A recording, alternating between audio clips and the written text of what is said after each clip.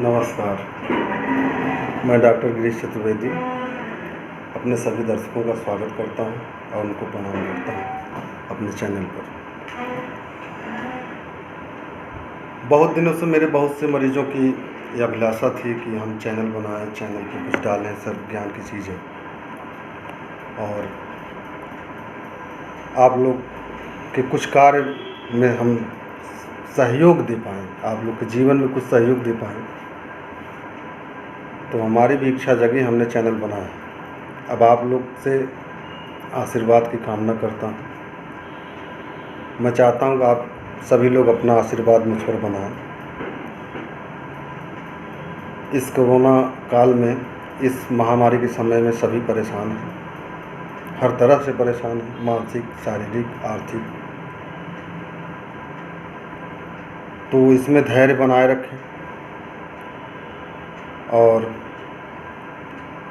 Arsenic album नाम की एक मेडिसिन है होम्योपैथ की, उसको बीच बीच में लेते रहें और आयुर्वेद का काढ़ा बना के आप लोग सेवन करते रहें। बहुत ही फ़ायदेमंद है सभी चीज़ें। इम्यूनिटी पावर को बेटर रखने के लिए खान पान में ढेर सारा बढ़िया सा आप विटामिन सी का उपयोग करें, आंवला, नींबू, ये सब चीज़ों को खाते रहें, और दूध दही जो भी है चीज़ें जीवन में हैं जो आप खा सकें सब खाइए, और निश्चिंत होकर अवसाद का शिकार ना हो, क्योंकि अगर आप तनाव लेंगे तो आप डिप्रेशन में चले जाएंगे। डिप्रेशन में जाने से बचें। इस समय अक्सर मरीज़ डिप्रेशन के हो गए हैं, जो डिप्रेशन में चले जा रहे हैं, बार बार उनको दिक्कत हो रही है। और मैं एक सलाह देना चाहता हूँ आप सभी को। बहुत से तमाम वीडियो चैनल हैं, बहुत से लोग बहुत सी वीडियो, बहुत किस्म के वीडियो बना के डालते हैं। सभी कहते हैं कि फला रोग में फला मेडिसिन खाएं, फला रोग में फला मेडिसिन खाएं। मैं आप लोग से विनती करता हूं कि आप लोग इस तरह किसी भी मेडिसिन को आप न खाएं। हो सकता है वो आपको नुकसान दे सकती है, आपके शरीर में नई बीमारियां पैदा कर सकती है।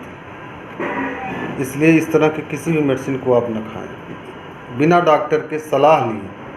हाँ, आप वीडियो देखिए, मेडिसिन को समझिए, मेडिसिन को आप बिना किसी डॉक्टर से अगर होम्योपैथ की मेडिसिन है तो होम्योपैथ डॉक्टर से, आयुर्वेद की है या एलोपैथ की है, जिस पैथी की मेडिसिन है आप उस पैथी के डॉक्टर से संपर्क करके तब आप उस मेडिसिन को खाएं। उसका डोज क्या है, किस तरह लेना है, हाँ मेरे लिए सही है कि नहीं है, ये सब चीज़ें आप जानकर तब खाएं। चलिए, अगर मेरी इस बात से किसी को बुरा या ठेस लगता हो तो मैं इसके लिए क्षमा प्रार्थी हूँ, क्योंकि बहुत सारे डॉक्टर्स की दुकान बंद हो सकती है या नुकसान हो सकता है, मैं इसके लिए क्षमा प्रार्थी हूँ। खैर, हम लोग आगे बढ़ते हैं। एक टॉपिक पे बहुत सारे हमारे मरीज कहते हैं कि सर इस समय आजकल लॉकडाउन के समय में बैक पेन हो गया है, बैक पेन से ज़्यादा ग्रसित हैं।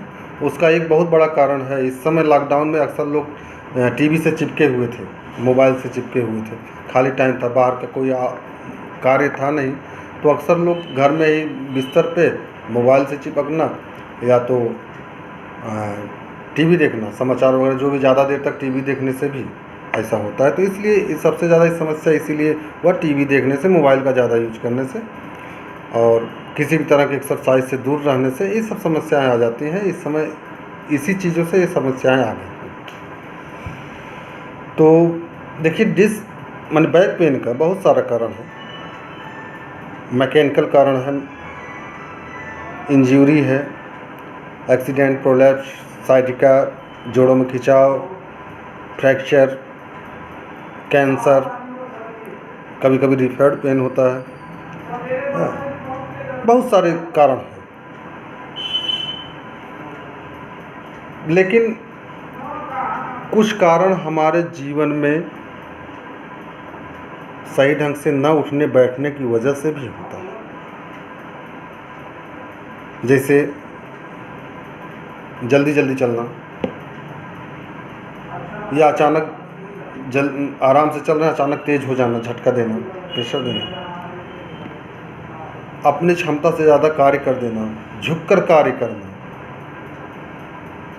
एक हाथ में भारी वजन उठा लेना, या वज़न उठाने की क्षमता से ज़्यादा वज़न उठा लेना, और झुक कर काम करना, झुक कर कोई सामान उठाना, बिस्तर से उठते समय सीधे झटके में उठ जाना, न करवट लेके तब उठिए। और चीखने चिल्लाने से बहुत ज़्यादा आप देखें कि जब बहुत तेज़ आप चीखेंगे तो आपके बैक पे लोड पड़ता है। हील पहनना, हील तो अक्सर महिलाएं हील ही पहनना पसंद करती हैं, तो हील पहनने से भी बैक पेन की बहुत ज़्यादा संभावना है। टेलीफोन को कान में लगा के झुका के एक साइड में रख के इसको एक साइड में रखने की वजह से टेंडन्स खींच जाते हैं, जिसकी वजह से बैक पेन, और साथ में टेंडन्स खींचने का ही नहीं, इंटरवर्टिब्रल स्पेस जो होता है एक साइड में डिस्टर्ब हो जाता है, जिसकी वजह से बैक पेन हो जाता है, जिससे अक्सर सर्वाइकल होने के चांस है। और एक कंधे पे वज़न लेना, एक कंधे पे, जैसे बैग होता है, बैग को जो पिट्ठू बैग है उसको लीजिए, जो एक साइड में कंधे पे बैग ले लेते हैं लोग, वो सही नहीं है। और तनाव होना, डायबिटीज़, हाई ब्लड प्रेशर और हाई कोलेस्ट्रॉल, ये सब भी वजह है, इनसे बचना है।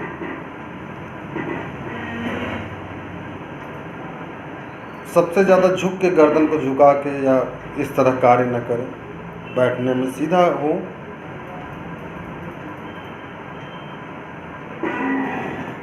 और जो वे नहीं करते सबसे ज़्यादा ग्रसित होते हैं। इनसे जो बचते हैं कि सीधा नहीं बैठेंगे, आराम से बैठेंगे, ऐसे होके, वो सब ज़्यादा ग्रसित होते हैं। अब इनसे बचने के लिए बहुत सारे रास्ते हैं, अगर आप प्रयास करें तो इनसे बचने के लिए बहुत सारे रास्ते हैं। सीधा बैठना सबसे बड़ा रास्ता है। जब आप बैठिए सीधा बैठिए। आप जिस कुर्सी पे बैठते हैं या जिस जगह बैठते हैं, आपका घुटना का जो मोड़ है वो आपके हिप, जो आपका हिप जॉइंट है, उस लेवल से नीचे हो और सीधे बैठे। घुटना आपका हल्का सा डाउन हो, ज़्यादा नहीं कि इतना डाउन हो जाएगा आप फिसल जाएं, हल्का सा डाउन। और आप तेज़ चल रहे हैं अचानक धीरे हो जाएं, या धीरे चल रहे हैं अचानक तेज़ हो जाएं, इससे भी नुकसान पहुंचता है। ऐसा न करें। जब खड़े हों तो दोनों पैर पे खड़े हों, ये बहुत बड़ा कारण है। एक अक्सर लोग एक पैर पे खड़े हो गए, एक पैर किसी और जगह सहारा दे दिए, एक पैर नीचे ज़मीन पे, एक पैर आपका बिस्तर पे, तख्त पे या किसी चीज़ पे, बेड पे रख दिए, खड़े हैं। एक पैर चेयर पे रख दिए, एक पैर नीचे है। ये भी बहुत बड़ा कारण है बैक पेन के लिए, क्योंकि एक साइड से ही प्रेशर पड़ रहा है हमारे वर्टिब्रा पर, तो एक तरफ तिरछी हो जाएगी। सीधी सी बात है, एक तरफ से लोड पड़ेगा तो एक तरफ तिरछी हो जाएगी। बैक पेन होना सीधा है एकदम। और बहुत सारे कारण हैं इसके, मैं आपको वो भी बता रहा हूँ। संतुलन को बना के चलें। जब भी आप चलें संतुलन को बना के चलें। इसका एक बहुत ख़ास चीज़ है संतुलन को बनाना। अगर आप संतुलन बनाते हैं तो जल्दी आपको बैक पेन होंगे। और ये गलती महिलाएं ही करती, ज़्यादा करके मैं देखता हूँ पेशेंट जो बैक पेन के हैं महिलाएं ही होते हैं। और क्योंकि वो झुक के झाड़ू लगाती हैं, लगातार कई रूम में झाड़ू लगा रहे हैं, झुक के लगाती हैं। उनको चाहिए कि वो बैठ के झाड़ू लगाएं और अपना पैर का माने अपने एक पैर पर कभी भी वजन डालने का प्रयास न करें, जिससे उनको दिक्कत न हो। ऊंची ऊंची एड़ी का सैंडल न पहने, क्योंकि ये बहुत ज़्यादा ही नुकसानदायक है। इसको सब समझते नहीं हैं, लेकिन बहुत ज़्यादा नुकसानदायक है। अब मैं कुछ चीज़ें आपको बताऊंगा इससे बचने के लिए। मैं ज़्यादा देर की वीडियो नहीं बनाऊंगा जिससे आपको उलझन न महसूस हो, ज़्यादा देर थक न जाए देखते देखते।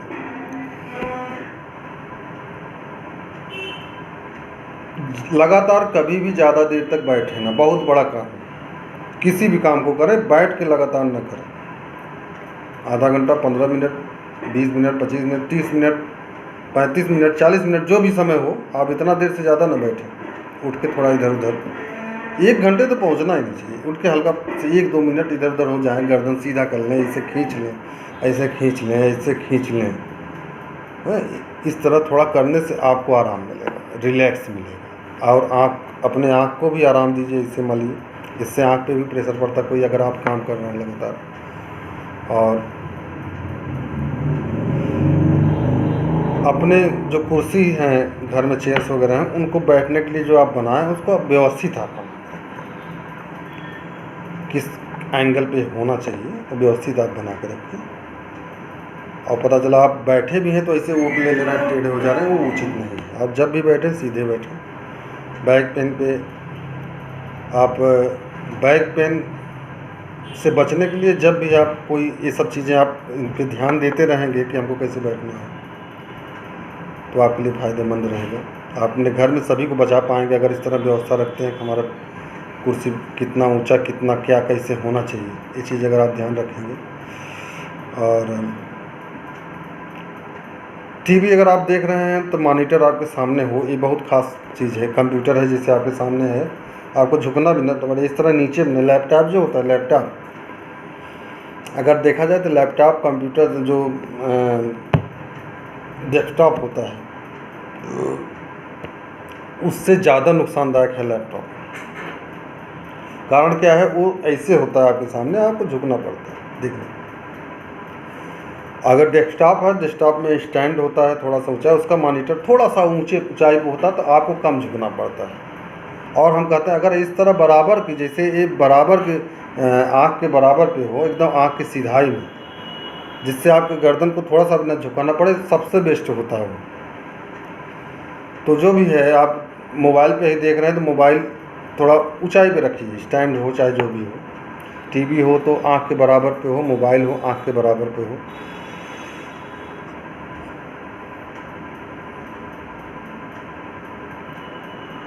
और कुर्सी बढ़िया हो।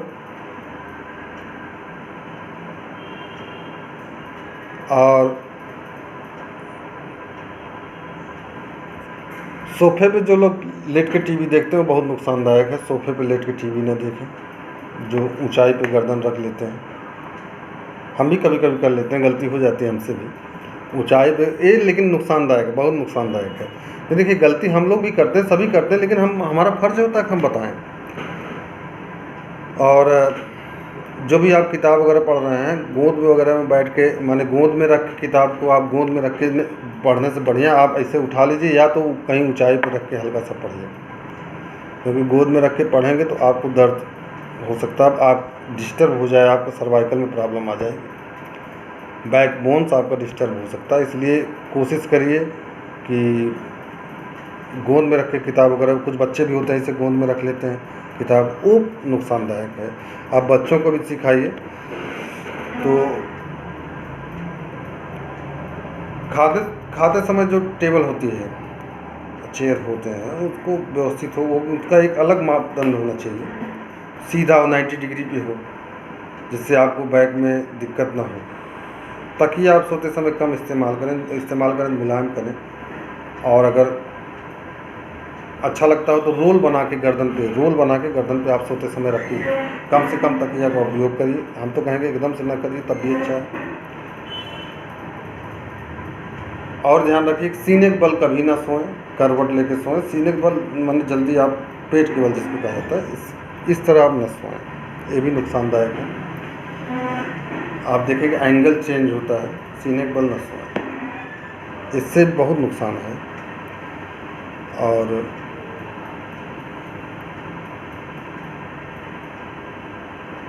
बहुत सारी दवाएं हैं, मैं ज़्यादा देर की वीडियो नहीं बनाना चाहता हूँ। ये तो आपको बचने की एक तरीका बता दें। नॉर्मल लाइफ में आप क्या कर सकते हैं, झुक के सामान न उठाएं, ये न करें, वो न करो, ये सब चीज़ आप थोड़ा ध्यान दीजिए। आपको बैलेंस बनाना मेन है, बैलेंस बनाना है। आपको जो भी काम करने से लगे कि एक बार हल्का सा कमर में चुभन या दर्द हो रहा, आप उसको एकदम से त्याग दीजिए, उसको तब दोबारा करने का प्रयास मत करिए, या डॉक्टर से परामर्श करिए हमको क्या करना चाहिए। आप उसी ढंग से आपको तब आगे बढ़ना है।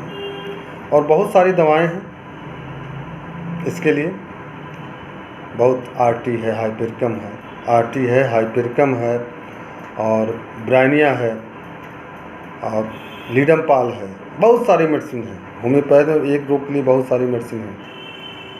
मैग्नीशिया फास है, बायोकेमिक वगैरह में जिसको मैगफास वगैरह कहते हैं, आप जानते होंगे। आर्निका है, और लेथायरस है, लैक्नेंथस है, बहुत सारी मेडिसिनों का रोल है जहाँ पे आप चाहेंगे। होम्योपैथी तो टोटलिटी आप सिम्टम पे है, लक्षण के अनुसार आपको मेडिसिन देनी है, आप लक्षण के अनुसार ही मेडिसिन खाएंगे। लेकिन मैं आपसे रिक्वेस्ट करता हूं कि आप किसी भी दवा को बिना अपने नज़दीकी डॉक्टर से जो जानकार हो उससे बिना आप संपर्क किए कोई भी मेडिसिन न खाएं, नहीं तो इससे आपका नुकसान हो सकता है। और मैं आपसे अब विदाई चाहता हूं इन्हीं शब्दों के साथ। और अगर आपको वीडियो मेरी थोड़ी सी भी लगे कि आपके लिए फ़ायदेमंद है तो आप इसको शेयर करें, लाइक करें, सब्सक्राइब करें, और किसी दूसरे को लाभ पहुंचाएं जो और आपके अड़ोसी पड़ोसी हैं, मदद करें। और मेरा नंबर है 9792580955, ये मेरा व्हाट्सएप नंबर है। मैं ऑनलाइन पेशेंट भी देखता हूँ, और कभी भी आप चाहें तो संपर्क कर सकते हैं, कोई दिक्कत हो तो आप संपर्क कर सकते हैं। मैं आपसे विदा चाहता हूँ। मैं इसका अगला वीडियो और किसी और रोग पर, और उससे बचाव क्या लक्षण हो सकते हैं, बचाव क्या होंगे, मैं आप लोग को फिर से प्रयास करूँगा बढ़िया करने के लिए। अभी के लिए मैं अलविदा चाहता हूँ। प्रणाम।